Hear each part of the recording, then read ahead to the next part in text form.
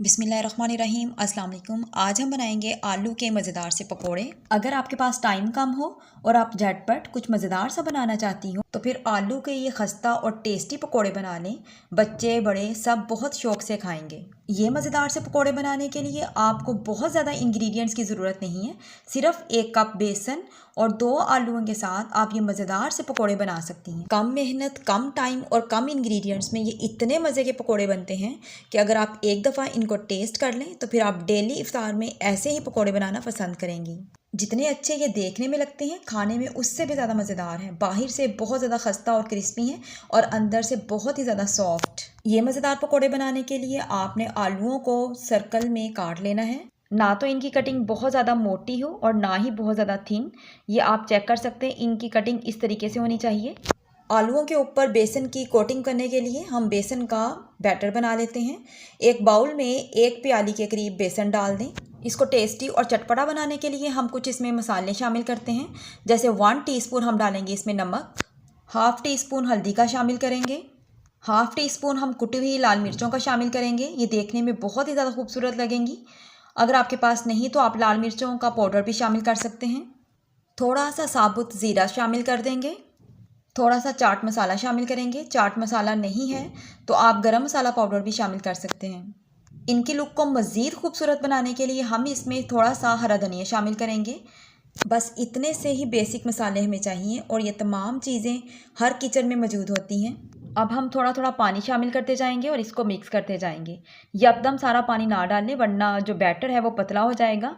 हमें इसको पतला नहीं करना, थोड़ा थोड़ा डाल के इसको मिक्स करते जाएं। अगर आपके किचन में थोड़ा सा बेकिंग पाउडर है तो आप 1 से 2 चुटकी वो भी डाल सकते हैं। अगर नहीं तो कोई मसला नहीं है, उसके बगैर भी पकोड़े बहुत ही टेस्टी बनेंगे। 2 से 3 चुटकी बेकिंग पाउडर के मैं इसमें शामिल करूंगी, जिससे पकोड़े बहुत ज़्यादा खस्ता बनेंगे। यहाँ मुझे एक और टिप याद आ गई कि अगर आप बेसन के पकोड़े बनाते हैं तो थोड़ा सा 1 टीस्पून आप अगर कुकिंग ऑयल का इसमें शामिल कर लेंगे तो जब हम पकोड़ों को फ्राई करेंगे तो पकोड़े बहुत ज़्यादा ऑयल जज़ब नहीं करेंगे। मुझे रिसेंटली ये टिप पता चली तो सोचा आपके साथ भी शेयर कर देती हूँ। चलें जी, हमारा बातों ही बातों में बैटर तैयार हो चुका है। इसकी कंसिस्टेंसी चेक कर लें। ये इतना गाढ़ा होना चाहिए कि जब हम आलूओं को इसके अंदर डिप करें तो उनके ऊपर बेसन की लेयर बन जाए। थोड़े से आलूओं को हम इस बैटर में शामिल करेंगे, अच्छे तरीके से डिप कर लेंगे। इसके साथ ही अगर आप चैनल पे नए हैं और आपने अभी तक चैनल को सब्सक्राइब नहीं किया तो सब्सक्राइब कर दें प्लीज़। और अगर आपको ये रेसिपी अच्छी लगे तो इसको लाइक करना मत भूलिएगा। इसके साथ ही अगर आप बेल आइकन को भी प्रेस कर देंगे तो मेरी आने वाली वीडियोस का नोटिफिकेशन आपको फ्री में मिलता रहेगा। चलें जी, आलूओं के ऊपर बेसन की कोटिंग भी हो चुकी है तो हमने एक कढ़ाई में ऑयल को अच्छे तरीके से गर्म कर लेना है। अब हम 1 बाय 1 इन तमाम पीसीस को इसमें डाल के फ्राई करेंगे। आलूओं के पीसेस डालने के बाद आपने फ्लेम को मीडियम से लो कर देना है, क्योंकि लो फ्लेम पर ही ये आलू अच्छे तरीके से कुक होंगे और इनका बड़ा प्यारा सा खूबसूरत सा कलर भी आएगा और ऊपर से जलेंगे भी नहीं। डालने के फ़ौरन बाद आप इनको ना पलटें, बल्कि जब 2 मिनट गुजर जाएँ तो उसके बाद आप इनको हिला सकते हैं, इनकी साइड्स को चेंज कर सकते हैं। अगर आप चाहते हैं कि बड़े अच्छे तरीके से फ्राई हों तो आपने इनको मीडियम से लो फ्लेम पर ही फ्राई करना है, तभी तो ये इतने खूबसूरत लगेंगे देखने में और खाने में तो इनका कोई जवाब ही नहीं है। कुटी हुई लाल मिर्चें और धनिए की वजह से ये देखने में बहुत अच्छे लगते हैं। फ्राई करने के बाद आप इनको एक टिश्यू पेपर के ऊपर फैला दें ताकि इनका एक्स्ट्रा ऑयल एब्जॉर्ब हो जाए।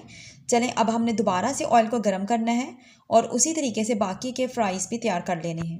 रमज़ानुल मुबारक की आमद है तो पहली ही अफ्तारी में ये मज़ेदार से पकोड़े बनाकर सबका दिल जीत लें। अल्लाह पाक आपकी सेहत, आपके इल्म और आपके रिज़्क में बरकत अता फरमाए, आमीन। और हाँ, दूसरी वीडियो पे जाने से पहले एक दफ़ा सब्सक्राइब का बटन लाजमी चेक कर लें। अगर नहीं दबाया तो दबा दें प्लीज़। अल्लाह पाक आपको आसानियाँ अता फरमाए और आसानियाँ तकसीम करने का शरफ अता फरमाए, आमीन।